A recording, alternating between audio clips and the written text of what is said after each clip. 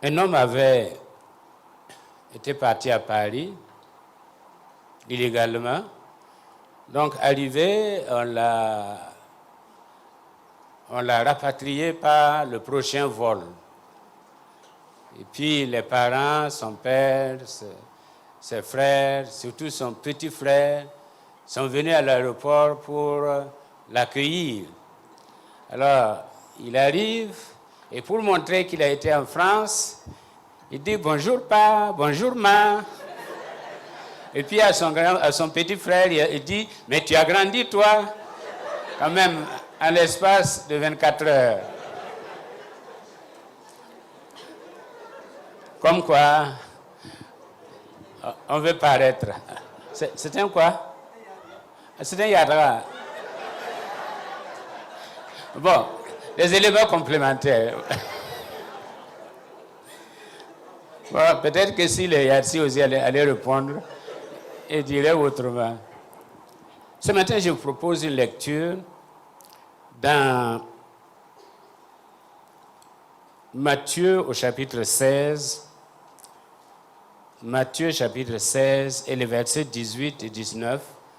Ensuite, Actes chapitre 5, versets 38 à 39. Nous allons nous tenir debout pour la lecture de la parole de Dieu.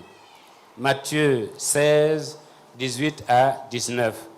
Et moi, je te dis que tu es Pierre et que sur ce roc, je bâtirai mon église et que les portes du séjour des morts ne prévaudront pas contre elle. Je te donnerai les clés du royaume des cieux.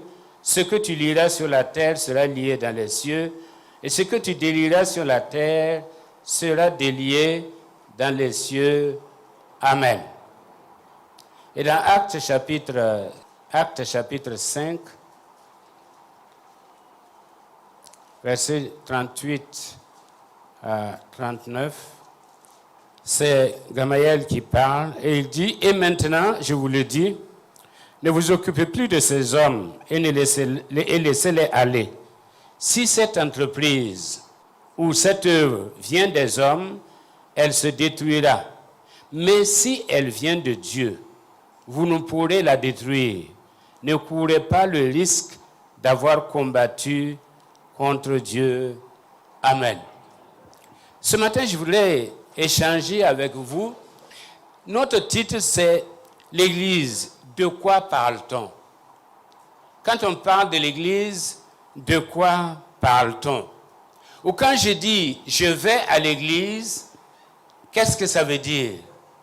Est-ce que ça veut dire « je vais à l'Église universelle » Est-ce que ça veut dire « je vais à l'Église dénomination » ou bien « je vais à l'Église locale » qui a un nom.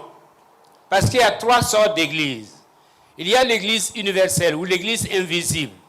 Cette église-là est composée des morts, des vivants et des pas encore nés.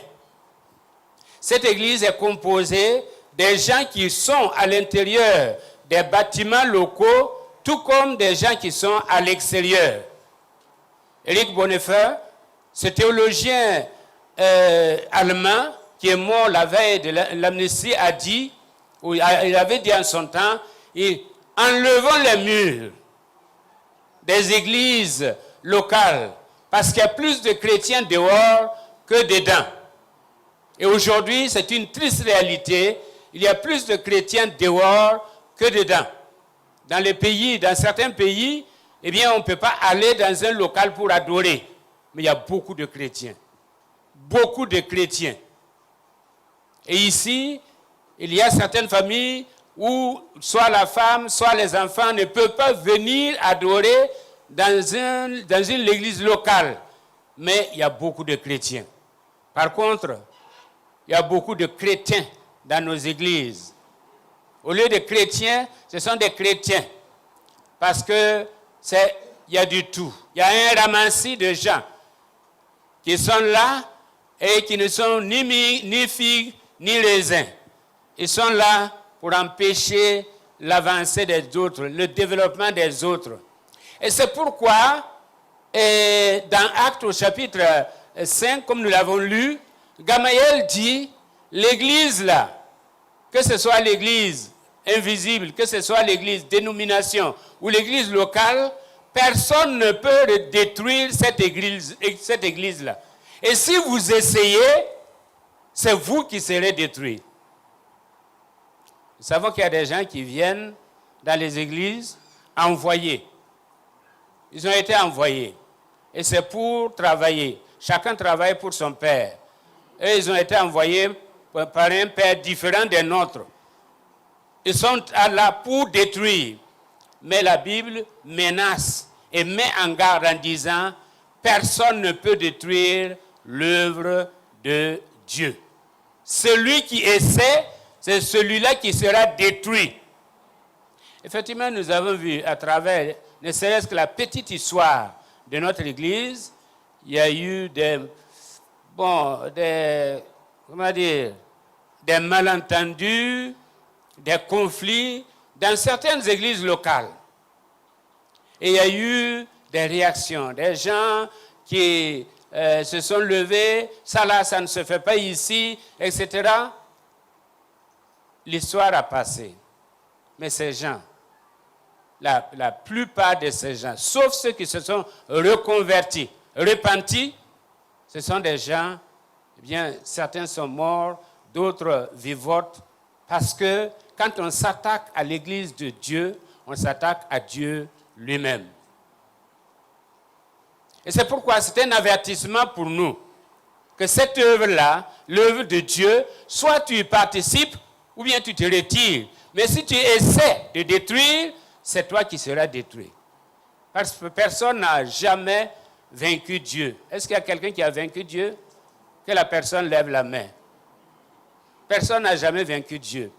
Nous sommes vaincus par Dieu dans sa grâce et pour que nous devenions meilleurs. Donc il y a l'église invisible, mais il y a l'église dénomination. Ça, c'est une organisation des hommes. Mais même dans cette église dénomination, eh bien, elle porte l'empreinte du Dieu Tout-Puissant. Ce n'est pas pour rien que des hommes se sont retrouvés pour s'organiser. C'est vrai que Richard Niebuhr, le théologien américain, a dit le dénominationnalisme est la preuve de la faillite du christianisme. Parce que pourquoi on s'est retrouvé en dénomination? C'est pour être différent. C'est pour pouvoir dominer. C'est pour pouvoir occuper les premières places. Dans la première église, fondée par Jésus-Christ et gérée par les apôtres, il n'y avait pas de dénomination. Moi, je suis AD, moi, je suis de la SEMA, moi, je suis... Ça n'existait pas. C'est la fabrication des hommes. Mais nous ne pouvons pas dire que c'est mauvais, parce qu'il fallait quand même que les hommes s'organisent, sous une forme ou une autre, pour pouvoir continuer l'œuvre et pour pouvoir aussi opérer un dépassement.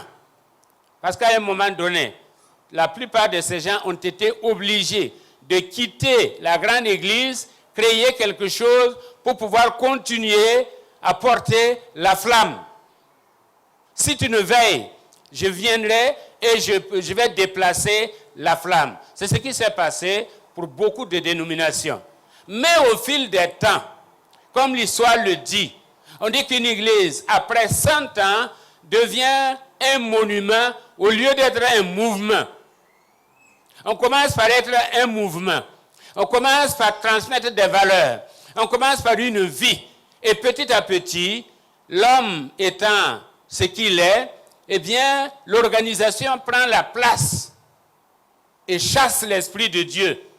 Et ça devient des lois qui régissent. Prions pour que nous ne soyons pas un monument, parce que nous allons vers les 100 ans. Dans quelques années, nous aurons 100 ans. Ça, c'est le problème des dénominations. Au début, on est dans la volonté de Dieu. On fait les choses selon l'Esprit de Dieu. Mais avec le temps, on s'éloigne progressivement de la volonté de Dieu. Et on remplace l'Esprit de Dieu par des lois des hommes. Et on est géré par les lois des hommes au lieu d'être géré par l'Esprit de Dieu. Ça me rappelle cet Américain noir qui se promenait dans les rues de Chicago et qui pleurait parce qu'il a été dans une église et on l'a rejeté. Et le Saint-Esprit de Dieu le rencontre et lui dit, ne te plains pas, tu n'es pas le seul. Moi-même, j'ai été dans la même église et on m'a rejeté. Est-ce que cette église dénomination, est-ce que notre église dénomination, est-ce que nous n'avons pas rejeté l'Esprit de Dieu en faveur des préceptes des hommes, au point que nous ne reconnaissons plus l'Esprit quand il agit, mais c'est plutôt les hommes quand ils décident. Que le Seigneur nous en garde. Et je vous demande de prier pour notre mouvement, les Assemblées de Dieu. Et ce n'est pas seulement les Assemblées de Dieu. Les 3 grandes églises qui sont venues en même temps, les Assemblées de Dieu, la SEMA, la CIM, ces 3 grandes qui sont venues en même temps vont avoir 100 ans et risquent de passer de mouvement en monument. On devient un musée, où à l'intérieur, on va trouver ce que Dieu a fait dans le temps, mais ce n'est plus d'actualité. Que le Seigneur nous garde et que le Seigneur vraiment nous réveille, qu'il réveille l'Église. Je ne sais pas comment. S'il faut déplacer certains hommes pour que l'Esprit ait libre cours, qu'il le fasse. On ne peut pas faire des omelettes sans casser certains œufs. Nous ne sommes plus ces pentecôtistes. Nous sommes maintenant des néo-pentecôtistes. C'est-à-dire on a l'histoire du pentecôtisme, mais on ne vit plus la réalité de l'Esprit de Dieu. La 3e forme d'église, c'est l'église locale. C'est TGV, c'est la Patte d'Oie, c'est Antenneville, c'est Tanguay, c'est le Temple Emmanuel, etc. Des églises locales, c'est l'église de Koudougou, de Wayugia, de Tenkodoro, etc. Les églises locales, qui sont l'expression de l'église invisible, parce que c'est là que se trouvent les chrétiens qui sont nourris, qui sont enseignés pour qu'ils soient transformés et qu'ils puissent répondre aux critères de l'Église universelle. C'est là qu'ils sont baptisés d'eau pour pouvoir rejoindre l'Église universelle. Cette Église aussi, elle est indestructible. Personne ne peut détruire l'église locale. Parce qu'elle n'est pas formée seulement des bâtiments, des 4 murs, mais elle est surtout formée des hommes et des femmes qui sont nés de nouveau, qui connaissent le Christ. Et même quand on détruit le bâtiment, on ne peut pas détruire ces hommes-là. Et même quand on arrive à détruire quelques-uns, à faire périr quelques-uns, le témoignage continue. Amen. Ce qui fait que l'Église est impérissable. L'Église est un produit impérissable. Il n'y a pas de date de péremption sur l'Église, parce que l'Église est éternelle. L'Église est éternelle. Ceux qui sont nés de nouveau, qui connaissent le Seigneur, qui aiment le Seigneur, ces gens-là, ils sont éternels. Ils sont éternels. Et Paul dit, quand même ce corps est détruit, notre esprit est renouvelé. C'est pourquoi même quand nous veillons, eh bien, nous restons chrétiens.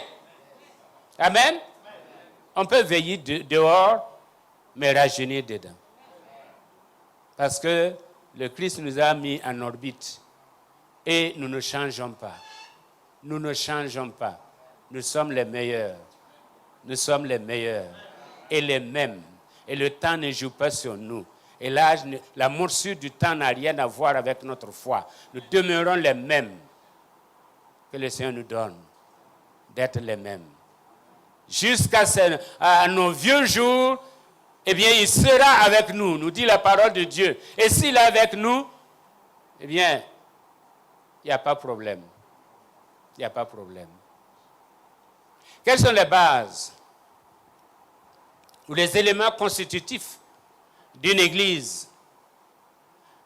Que ce soit l'église invisible, l'église dénomination ou l'église locale. Les éléments constitutifs, c'est d'abord la koinonia. La koinonia, c'est la communion fraternelle. L'église d'après Actes chapitre 2 et la suite. L'église qui inclut tout le monde. L'église qui accepte tout le monde. L'église qui comprend tout le monde. L'église des pauvres. L'église des riches. L'église des délaissés. L'église des Mossi, des Gouroussi, peut-être les Samons, on ne sait pas. Même les Gourmarchés, c'est ce qu'on m'a dit. L'église de tous les peuples, de toutes les ethnies. L'église qui n'est pas un club, mais qui est un lieu de rassemblement de tous ceux qui sont nés de nouveau et qui n'ont plus d'ethnie, qui n'ont plus de pays, mais qui appartiennent à l'ethnie de Dieu, à la cité céleste. Abel Jalou a écrit un livre et il s'est adressé aux Ivoiriens avant la crise, puisque la crise ivoirienne, l'histoire de l'ivoirité a commencé dans l'Église avant d'atteindre les politiques. Et il avait posé la question, le titre du livre c'est « De quelle ethnie es-tu » ou « Quel est le sang qui coule dans tes veines » Est-ce que c'est le sang baoulé? Est-ce que c'est le sang bété? Est-ce que le sang diola, etc. Ou bien est-ce que c'est le sang de Jésus-Christ qui coule dans tes veines? Si c'est le sang de Jésus-Christ, tu entres dans l'église, il n'y a pas de différence. C'est la même différence. Mais si tu n'es pas converti, tu vas préférer ton ethnie à l'autre. Tu vas mépriser l'autre, comme si Jésus n'était pas en lui. Celui en qui réside Jésus, il est le meilleur des hommes, parce qu'il appartient au ciel, avant d'appartenir à la terre.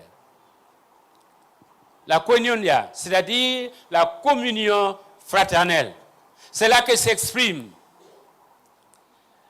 Mais le principe, c'est de pouvoir rester ensemble. Il y a des églises où après le culte, si vous êtes 2 ou 3 groupes, le pasteur vous chasse. Il va disloquer le groupe. Parce qu'il va dire, il y a moun en firlam. Vous n'avez pas le droit d'échanger. Vous n'avez pas le droit de vous rendre visite même. Parce qu'il y a moun en firlam. Et vous n'avez pas le droit d'aller dans une autre église. Parce que si vous allez, il y a Chomba Siyela Nantalawa. Ça, ce n'est pas l'église selon le modèle néo-testamentaire, c'est-à-dire du Nouveau Testament. Dans l'église, il y a la communion fraternelle où nous nous entraidons. Nous aidons les pauvres, nous aidons les faibles. Nous aidons tous ceux qui sont dans le besoin. Parce que, comme l'a dit quelqu'un, si Dieu est mon père, l'homme est mon frère. Si Dieu est mon père, l'homme que je vois, l'homme grand H que je vois, est mon frère ou ma sœur. La communion fraternelle est très importante dans l'Église. Et l'Église croit par la communion fraternelle.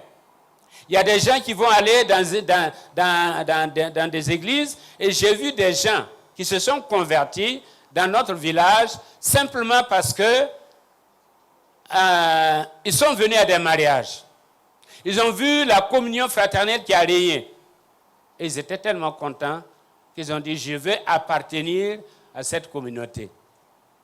Il y a des gens qui se sont convertis parce qu'ils passaient, ils ont vu le pasteur et sa femme assis sur une natte et en train de parlementer et de plaisanter. Ils ont dit, ces gens-là, ils sont particuliers. Je veux être comme eux. Je vais appartenir à leur communauté. La communion fraternelle. Eh bien, cette communion fraternelle, elle ne fait pas une différence. Il n'y a pas de différenciation. Nous sommes tous frères, nous sommes tous sœurs, nous sommes frères et sœurs. Il n'y a pas de hiérarchie. Bien que dans la hiérarchie, il y a une certaine hiérarchie et nous respectons. Comme je l'ai dit, l'ancien président du Ghana, il était à l'accueil. Pas de hiérarchie. Vous avez vu Melinda Gates, pas de hiérarchie. Quand elle se retrouve avec les femmes, on ne sait pas que c'est la femme d'un milliardaire. Non, pas de hiérarchie. La communion fraternelle. Deuxièmement, c'est la diaconia, c'est-à-dire le service. Diaconia. Qu'on traduit en français par diaconie. Mais dans l'Église, c'est le service par amour. Paul a dit, je suis un esclave d'amour. Je suis un esclave d'amour. Le Christ m'a donné ma liberté, mais je me suis attaché à lui par amour. Vous savez, quand vous êtes dans une église et que vous n'aimez pas l'église, vous n'aimez pas les pasteurs, alors qu'ils sont beaux, quelqu'un n'est pas mal. Hein? Vous n'aimez pas les pasteurs, vous n'aimez pas l'église, vous ne pouvez pas servir. Parce que c'est par amour qu'on sert. Ce n'est pas par obligation. Le Christ ne nous oblige pas à le servir. Il nous a servi par amour et nous demande à notre tour de servir par amour. La diaconie, c'est un service qu'on rend par amour et en réponse à l'amour de Jésus-Christ manifesté sur la croix du Calvaire. Et quand je suis à un endroit, je me dis, je ne suis pas là par erreur. Dieu m'a envoyé ici pour quelque chose et je vais remplir ma mission. Quand vous aurez fini votre mission, allez ailleurs pour continuer la même mission. Faites de la place à d'autres. Mais si vous êtes là et vous ne savez même pas pourquoi vous êtes là, vous n'êtes pas béni. Dieu ne peut pas bénir quelqu'un qui ne sait même pas ce qu'il fait et ce qu'il croit. Mais si vous êtes là par conviction que Dieu vous a envoyé ici, que ce n'est pas par l'effet du hasard que vous êtes là, vous avez compris que c'est votre place et vous acceptez l'Église malgré les imperfections. Qui est parfait? Parmi nous, qui est parfait? Nul n'est parfait. Les saints et les parfaits, là, Dieu les a enlevés. Il reste nous autres à parfaire. Nous autres à parfaire, là, c'est nous qui sommes là. C'est pourquoi l'Église, par le service, eh bien, rend un culte à Dieu. Rend un culte à Dieu. Troisièmement, c'est la martyria. La martyria, c'est de là que vient le mot martyr. C'est-à-dire, c'est le témoignage jusqu'à la mort. C'est l'engagement jusqu'à la mort. Je ne m'engage pas pour un temps, je m'engage pour tout le temps. Je ne m'engage pas parce que ça plaît aux yeux de quelques-uns, mais je m'engage parce que ça plaît aux yeux de mon Sauveur. Je ne m'engage pas parce que si, je ne suis pas un chrétien, mais je suis un chrétien, même si. Même si il n'y a pas de pâturage, même si la vie ne donne pas, je rendrai gloire à Dieu. Amen. Des chrétiens, même si. Un témoin qui va jusqu'au bout et qui est prêt à mourir pour son témoignage.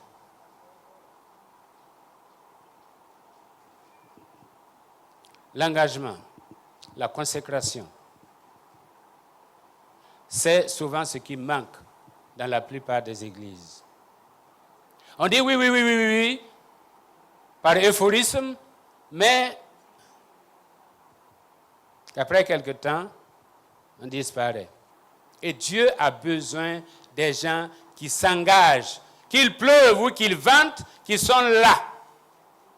Parce qu'ils ne servent pas quelqu'un, ils servent un Dieu tout-puissant. Qu'on s'engage.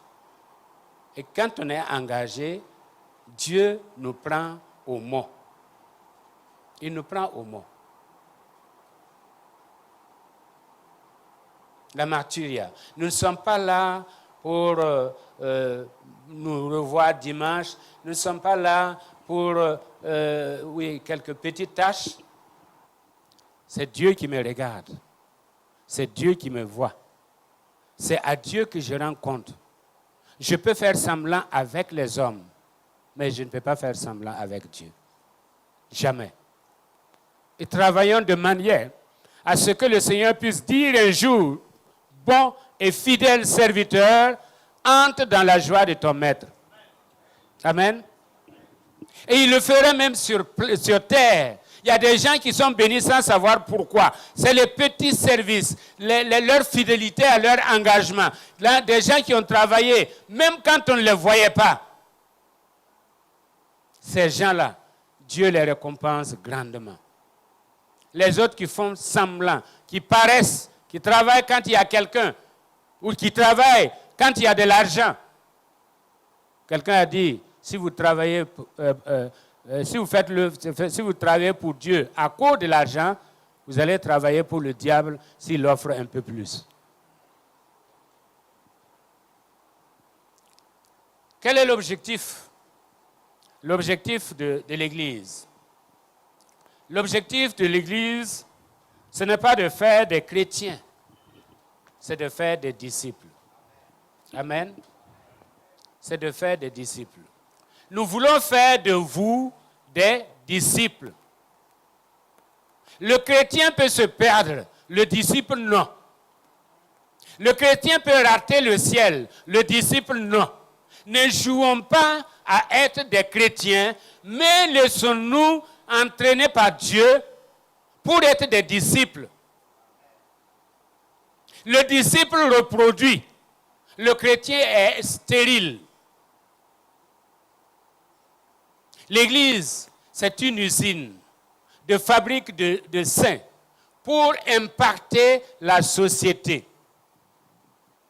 L'Église, ce n'est pas un club de plaisir où on se retrouve, on rit ensemble, il n'y a rien. Non. L'Église, c'est des disciples qui se retrouvent et qui demandent au maître, que veux-tu que je fasse? Où veux-tu que j'aille? Et qui repartent avec des ordres précis pour exécuter parce qu'ils sont des disciples. Il y a quelqu'un qui a rendu ce témoignage-là, très frappant, Billy Graham, qui parmi les grands hommes de Dieu est le seul qui s'en est sorti. Mais il a dit, je reconnais que j'ai échoué. Parce que j'ai fait de grandes campagnes. J'ai fait des chrétiens. Mais je n'ai pas fait de disciples. Et il dit, si c'était à recommencer, je ferais comme Jésus. J'allais prendre une douzaine, les former et les envoyer. C'est quelqu'un qui sait de quoi il parle. Nous ne sommes pas là pour avoir des gens qui gravitent autour de nous. Nous n'en voulons même pas. Non, nous n'en voulons même pas. Nous voulons des gens qui sont à même de continuer le ministère. Des gens qui sont capables de prendre le message et le transmettre à d'autres. Ailleurs, on a besoin de vos sous. On a besoin de vous pour faire la gloire du prédicateur, du pasteur. Ici, on n'a pas besoin de vous pour faire notre gloire. Notre gloire est établie dans le ciel. Amen. Mais nous n'avons pas besoin de votre argent parce que Dieu est riche. Et si vous ne nous donnez pas, il nous donnera. Mais on a besoin de vous pour vous former, pour que après quelques mois, quelques années, que vous puissiez être comme nous, que vous puissiez reproduire la même espèce. Si après 10 ans de conversion, vous n'avez pas bougé, vous n'êtes pas candidat au ciel. Vous risquez de rater le ciel. Si le ciel est votre objectif, vous risquez de rater le ciel. Mais si votre motivation, c'est de connaître Christ et d'être connu par lui, c'est d'être son disciple, pour qu'à un moment donné, il puisse se servir de vous, après avoir reçu la formation, que vous puissiez en aller. Si tel est le cas, vous serez à l'écoute de votre Dieu. Il n'y aura pas de distance entre vous et Jésus-Christ. Jésus-Christ n'est pas un masque qu'on porte, c'est une personne qui demeure en nous. C'est l'objectif de l'Église. Fabriquer, produire des saints qui vont impacter le monde. Quand je vais à l'église, quand je dis je vais à l'église, qu'est-ce que ça veut dire? Est-ce que je vais? Parce que généralement, les chrétiens qui vont à l'église, ils vont pour recevoir et non pas pour donner. C'est pourquoi, quand on prêche mal, on sort, on dit aujourd'hui, je n'ai rien reçu. Je n'ai rien reçu. Tu n'es pas venu pour recevoir. Tu es venu pour donner. Tu es venu pour contribuer à la marche, à la vie qualitative de l'Église. Ce sont les enfants qui reçoivent, qui sont nourris au biberon. Vous n'êtes plus au biberon. Paul dit que normalement, vous devez passer à la nourriture solide de la parole de Dieu.